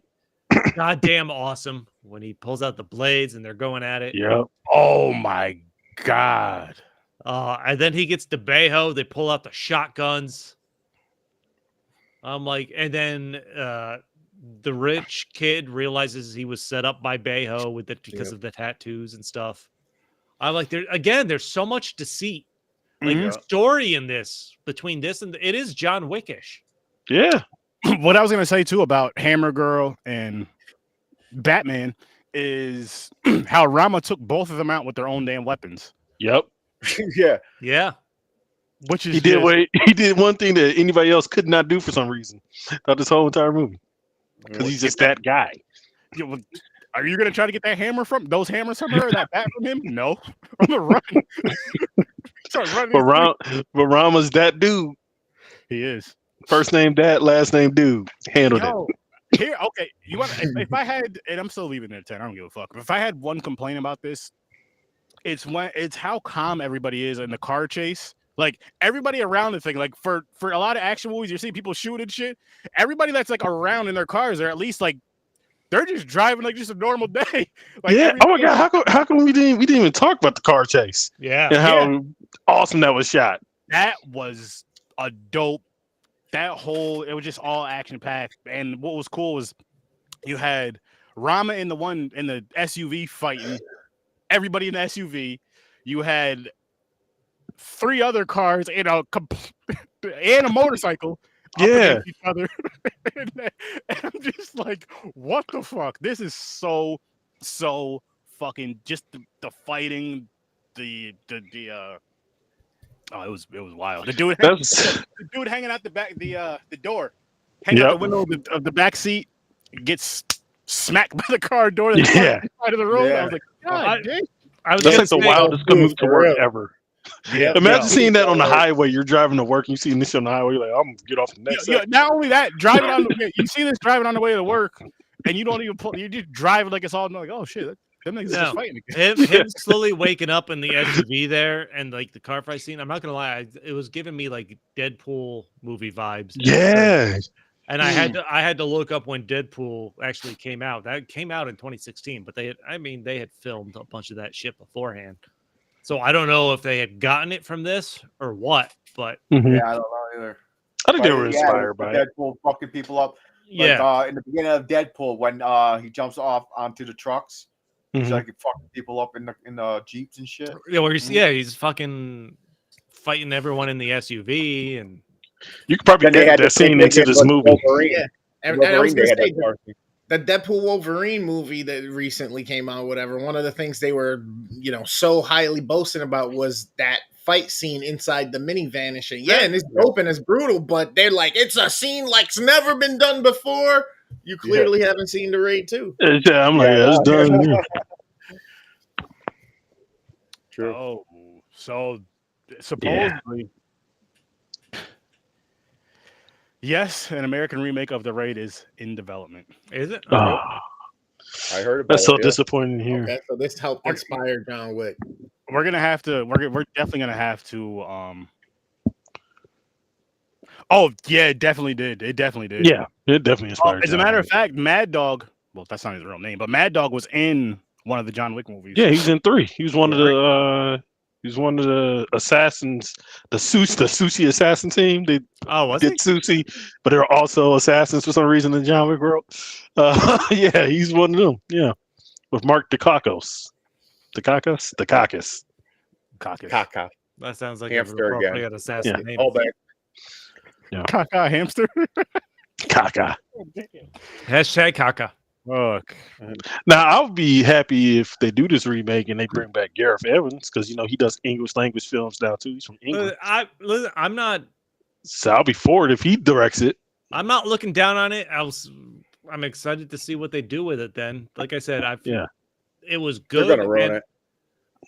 I'm holding judgment because I think they can fill out the story a little more and still have the action they did and make it a good movie. I take that back. If him or the guy who did the 2 Extraction movies directed it, I think I'll give it a chance. Okay, that'd be dope. But for some reason, something tells me they'll get like the kid that did Blue Beetle or something. Exactly, shit. They ain't gonna get nobody who knows action. Yeah. Like, God damn it! Don't get me wrong. I liked him in Cobra Kai. He did okay in Blue Beetle, but he doesn't belong in this. Yeah. No. Yeah. Bring this motherfucker back. Yeah.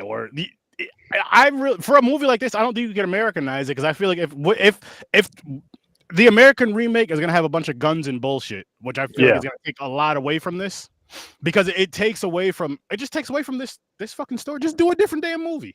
Yeah, exactly. And Asian movies go extreme. They won't have the certain kills. Yeah, no, it's not that this movie has.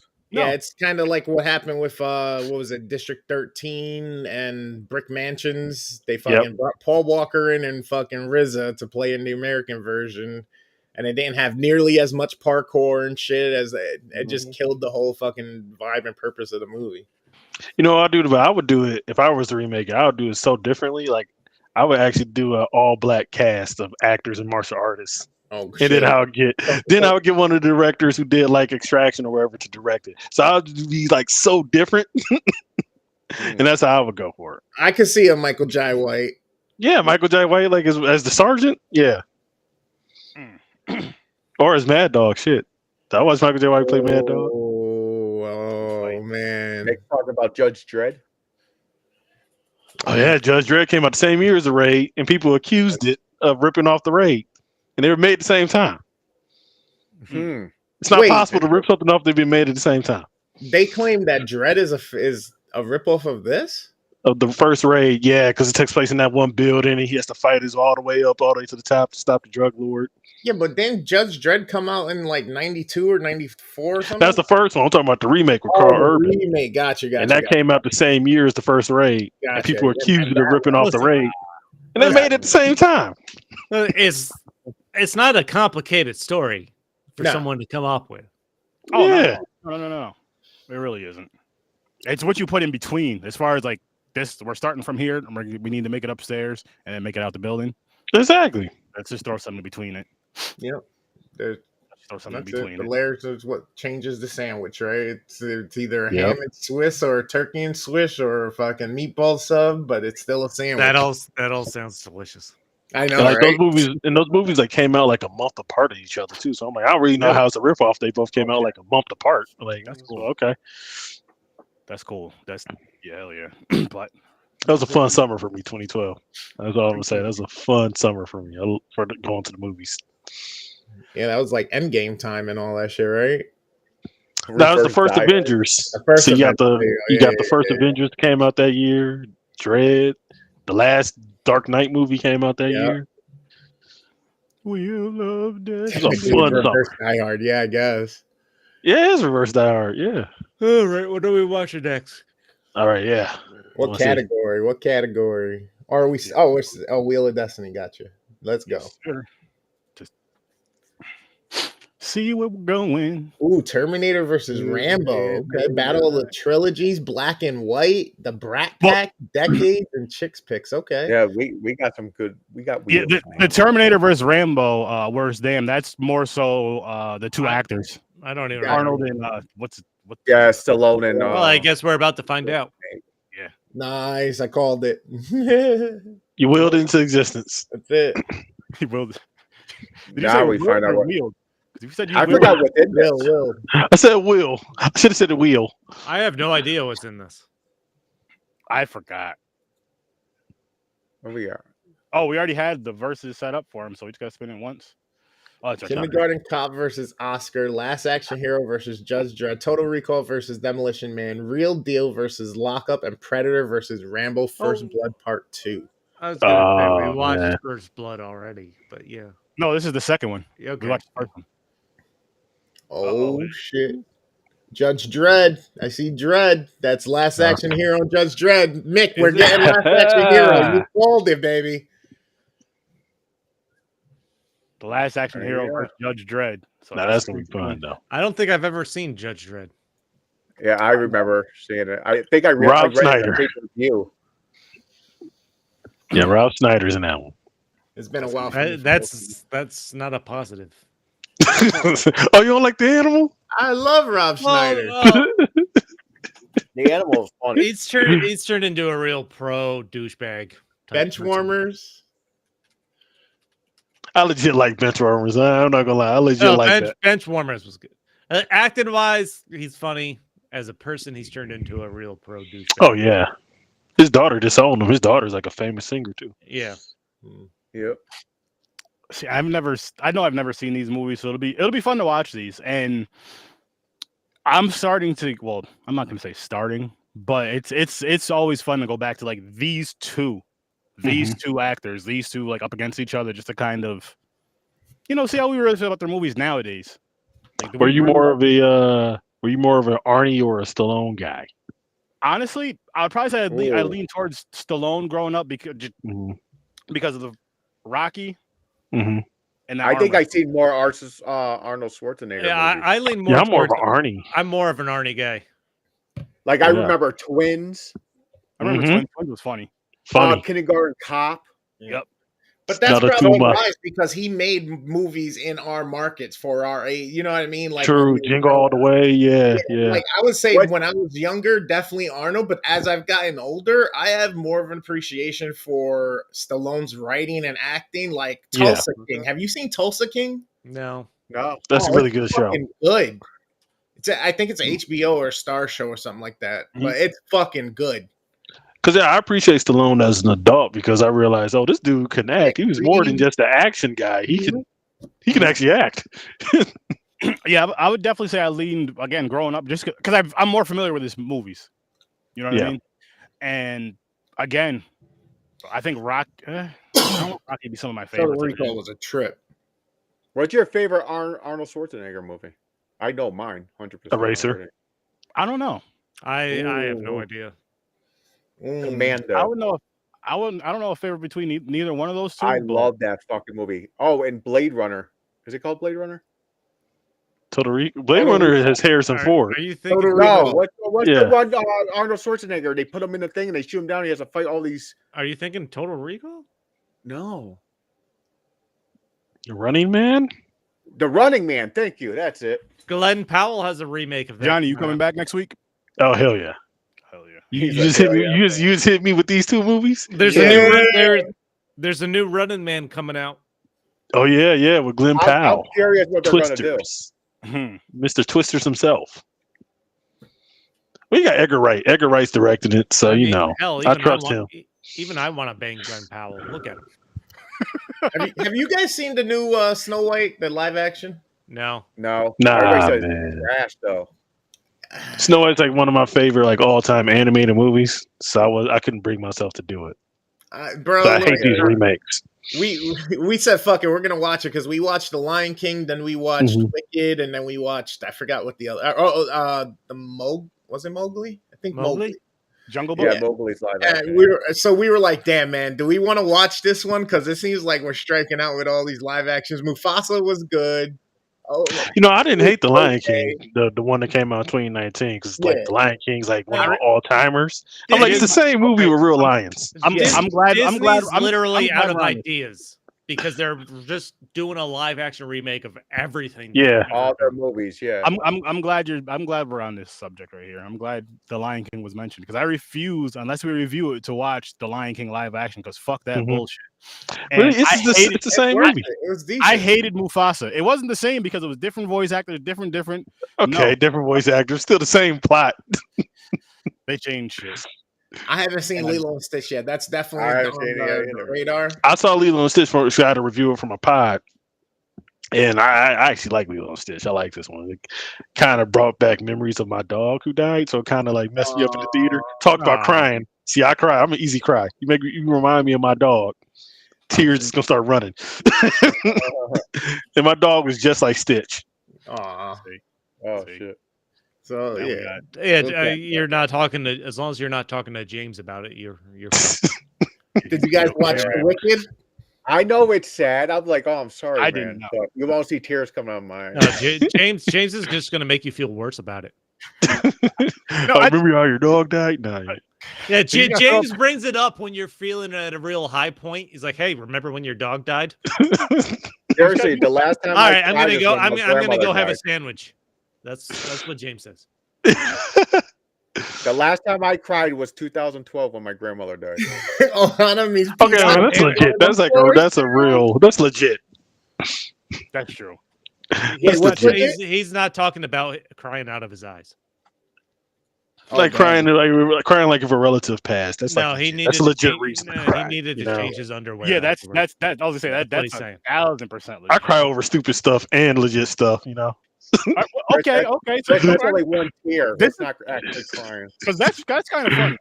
What's the dumbest thing you think you've cried over? I can't even think because I don't cry a lot. I did cry over Lion King last year. That's not stupid, but I'm just saying. No, I mean, movies have easily made me tear up. I couldn't tell you what the last one was. Oh, like getting teared up or like that. You get that feeling in your throat. Movies. Yeah. I legit ugly cried at the end of Infinity War when Spider-Man was dying, and you knew he had a movie coming out. But I'm like, that felt real to me. That didn't bother me either. I was like, man, he's just a kid, man. I feel not that I'm not a fan of the Marvel thing like that, but I feel like if I was deeper into it, it might have bothered me more. But I'm just what did hit me? I didn't cry over it, but it was close. Was watching Black Panther after Chadwick Boseman passed away. I was like, oh, this is rough. Yeah. Okay. And with certain things that he was saying in the movie, I'm just like, fuck. What the fuck? And so for me, with the Lion King, it was like Lion King / because it was after James Earl Jones passed, I decided to rewatch that. And I'm like, fuck. As soon as you hear his voice. But yeah. If the light touches. Damn. He said I cried over Field of Dreams because Yeah. my dad never played catch with me, only target practice. Wow. Damn. His That's dad was something- Bat Boy from this movie. That's something what it said. Holy shit. You know, Bat Boy probably wouldn't commit crime if his dad just played catch with him. That's true. That is very true. He didn't know. He didn't know what to do. See, he had the bat and the ball. He just didn't know what to do with his Exactly. people. I don't. I want to say I teared up not that long ago for a movie we watched for the podcast, but I don't remember what we've done. I know what it was. I remember. I don't remember the movie. I remember the conversation because that's when you guys started saying I had a black heart. What was it? The Land Before Time. Nah. It wasn't that. It was Okay, only Land Before Time got me when I was younger. It was only Okay. a few weeks ago. It's gonna get him again. Let's see. I said it. Did Definitely Aaron, you ever wasn't see Land Bond. Before Time? Yeah, you could catch these hands. It That's was funny. Reefer Oh. Madness or Dolomite. No, fucking the last James Bond movie. Oh, Oh, the one where he had a daughter? No, get the fuck out of here. I started. I'm not gonna lie, I teared up a little bit when he's standing there with the bombs fucking coming down. He, and he did a Bruce Willis type situation, man. He just What what stayed the there. fuck is wrong with you? What the fuck is wrong with you? How we know that's his kid? Hey, he Come on, went man. out cool. He could say that.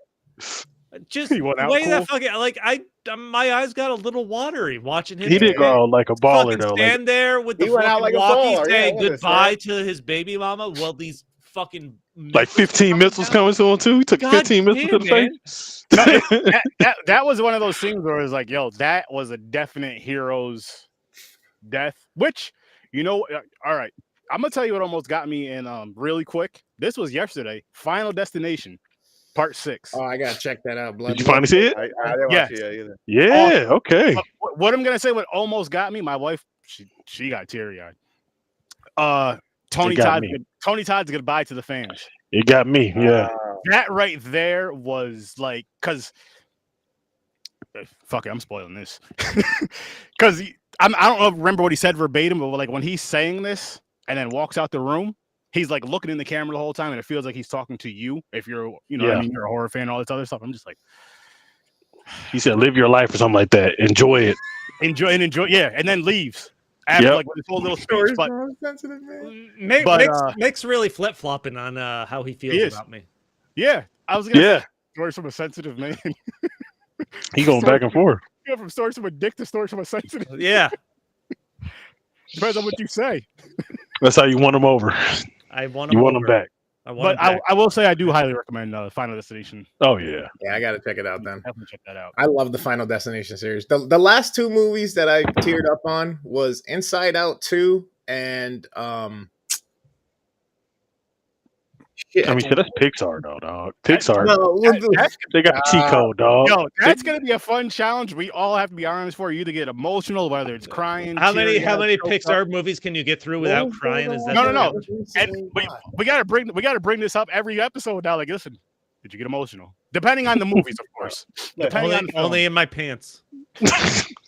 I got Technically, that's an emotion. But Technically, that is an emotion. it's funny you say that because I was just about to mention the movie Up that I've never seen because that is on one of our wheels. The movie Up is about my pants right now. No. Because you said Up. Aaron, Huh? you're gonna cry. You're gonna cry. Why am I gonna I cry? did. First but 10 I minutes know up? how- Yeah, you're gonna cry in the first 10 minutes, dog. It's gonna hit you. Yeah, and then you'll cry at the end.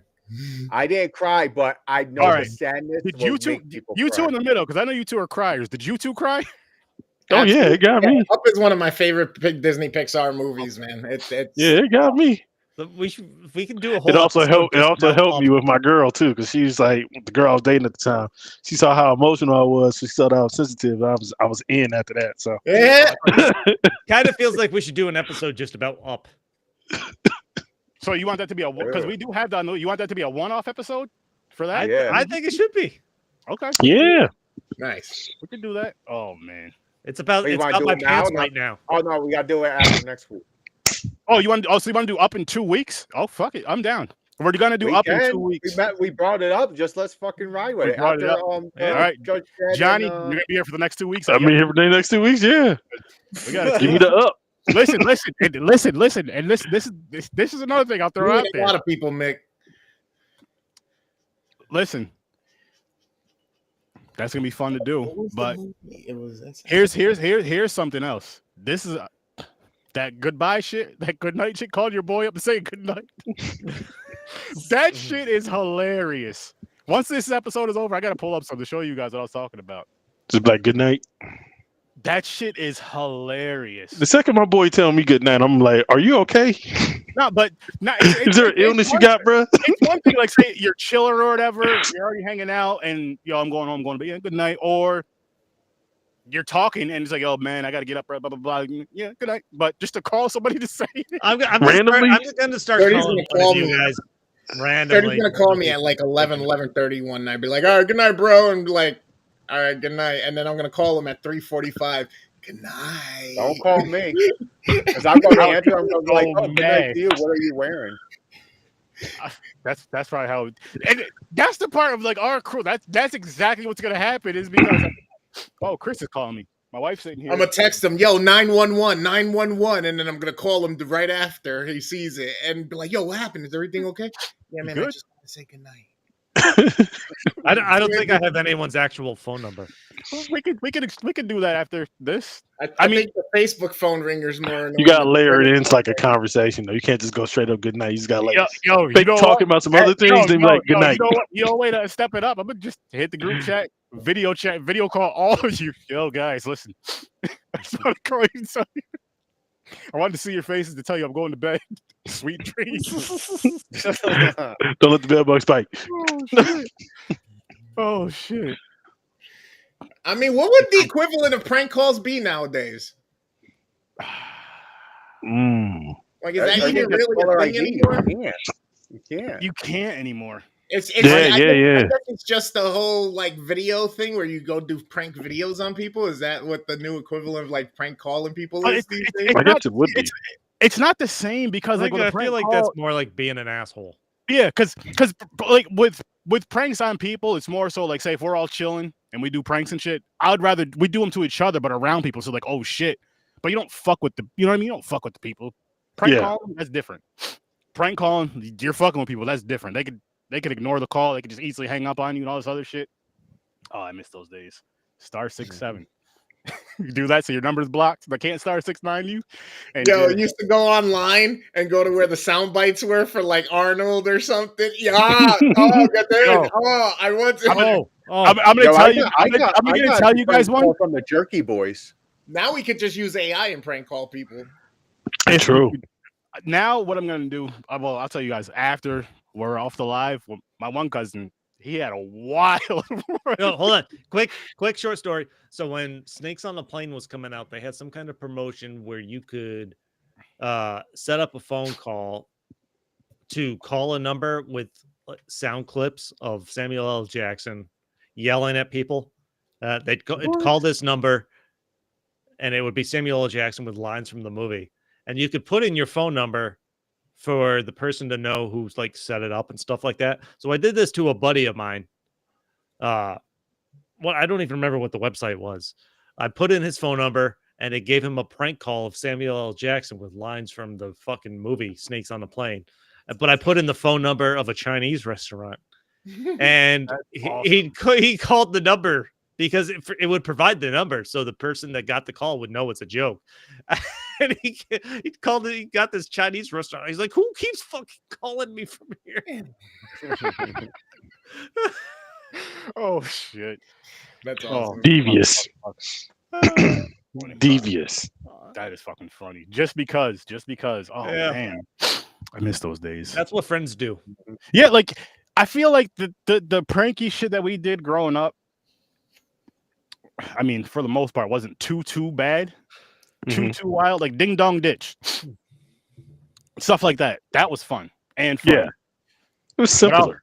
Yeah, just like yo, you go do it this time. Like nah, that motherfucker runs fast. I remember I prank phone called a Blockbuster once. Nice. I never did businesses. It was always people for the most part. Just funny. I've seen the, I don't know how real it is, but where people will call, like they'll use two cell phones. One will call like a Pizza Hut, one will call Domino's. Oh yeah, they talk to each other back and forth. Yeah. That's funny. That's funny. That's Ah, fucking Wow. funny. Wow. That is hilarious. Wow. That is that's like a really good friend, but a dickhead move. They kept calling to check on you. Oh man. Damn. And a paid suicide hotline called me. They don't let you off the phone. And that's crazy. That's funny. That's much respect. That's a dope ass prank. Because it's like you're just home minding your own business, chilling. Imagine answering that shit on speaker next to something. Like, what the like, what do you need help? It's like Life is for the living. Mick, we love you and we're here for you. We don't want anything bad to happen. Put the gun down. We gotta start calling him every day now. Tell him good night. Yeah. Good night. Be careful. Yeah, we're gonna say that. James is gonna be like, "I dare you." You gotta call James in the morning. He's old and just tell him good morning. Yeah, Good morning. James is just gonna say, "I dare you." So Hey. okay, so what's I love to hear your voice when I have morning wood. Oh, Damn. There you go. I was just about to say, like, what would be the more not Well, he's uncomfortable thing? Like, cuddling with his gerbil. if your boy calls you at night to say, like, I'm getting ready to go to bed, good night, or he calls you up in the morning, like, yo, good morning, man, how you doing? I hope you have a beautiful day or a wonderful day. yeah, it's definitely good morning. That's worst. Oh man, I mean, that's What is- reserved for my girl or my parents. So you don't call me in the morning.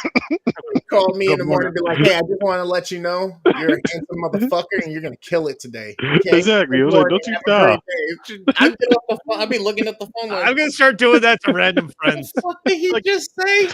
like you could have just sent that in the group Hey chat. man, I hope you have a great day. You're gonna kill it. And the funny thing is, it's all like positive things that shouldn't be weird to say, but we're dudes. Hey, man, Nah. just to let you know you have a great smile. Enjoy the rest of your day. Exactly. Nah, man. Yeah. I love you, man. Enjoy your day. Like That's too fuck far. this be thinking all day. What the fuck this motherfucker mean? Good morning. So I'll be tearing that apart. I love you, man. Is he Yeah, okay? yeah. Like, wait, hold up. What? Is he about to do something crazy? Hold on. Yeah, depending on which friend. Like, oh shit. Hey, dog, you said I love you. Like, hold up. What's going on? I texted to you. Oh shit, he watched Up again. All the emotional crying.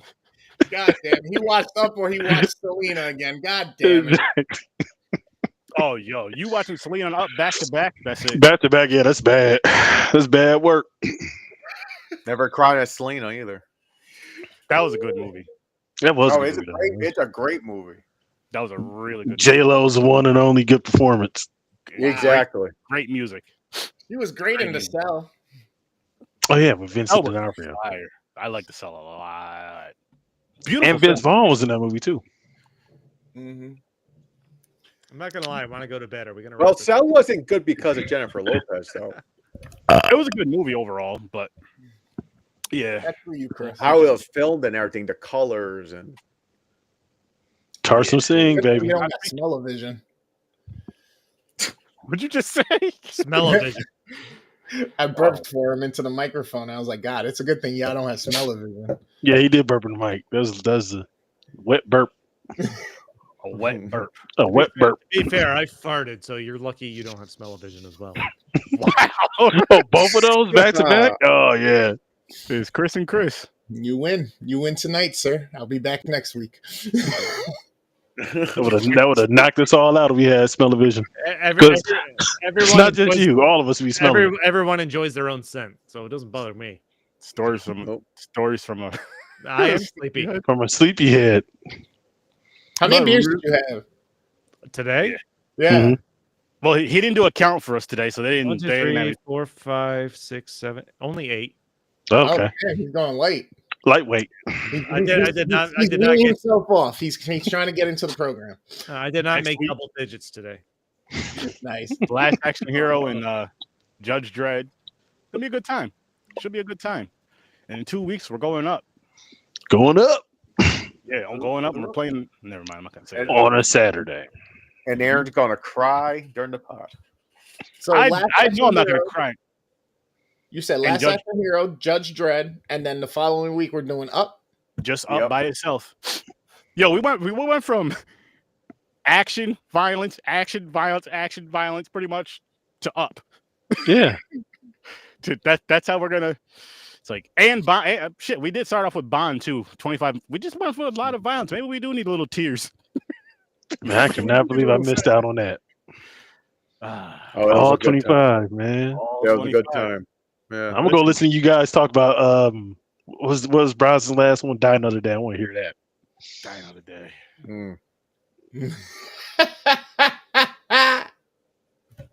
Oh shit. Bond has How many beers a week do you drink, Chris? I bet it's the same number as Bond banged women. No, 60 or 58. Bond got up to 58. I don't know if I've ever. I'm sure I've drank that many beers in a week before, but I don't know when. Oh, if you space it out, yeah, that's possible. Yeah. College days. 30 rack on a Friday. Well, if Mick was here, he'd know more. He apparently can't be bothered to join us visually. I drank 11 last Saturday, or was it the Saturday before that? I don't remember because I drank. I think 11. it was the Saturday before that. I think last week you had 10. Maybe? I got the double digits the last 2 weeks. I only got to 7 or 8 today. So damn. He did. I am concerned, sir. I am concerned. He's like, the night's not over. you and my liver. Oh shit! But we could wrap this one out though. Before we do wrap this up, all of our links are in the description. So wherever you listen to the pods, watch pods, and all that good stuff, they're in the description. So check us all out. Horror Search 30, Stories from a Bar. Johnny loves movies. Johnny sent his links this week, guys. Yes, I did. Hey! So his links are in the description. And Worst Damn Gamer Ever. Follow him everywhere. And of course, James Popcorn and Pints. Horror Search 30. He's all over the place. But watch out for that gerbil. We're gonna call it Jamster. Yeah, Jamster. Yeah, we switching. And it got jammed up there anyway, so it's Jamster. It was a possum at one point too. It is a possum. Ended up being a rabbit. Look, that possum was fucking angry too. Those some sharp ass teeth. Oh my God. He prefers the ferrets. They are much longer. They're longer, they're noodlier. Yeah, not as much teeth. They really fit into the intestine well. Damn, perfect fit. Otters are next. Hey, only when he's in the ocean. All right. I think we could leave now, guys. I think we could leave on that note. Oh man, yeah, they're watching us, listening, and all that great stuff. Thanks for stopping by. I blame Mick. And peace.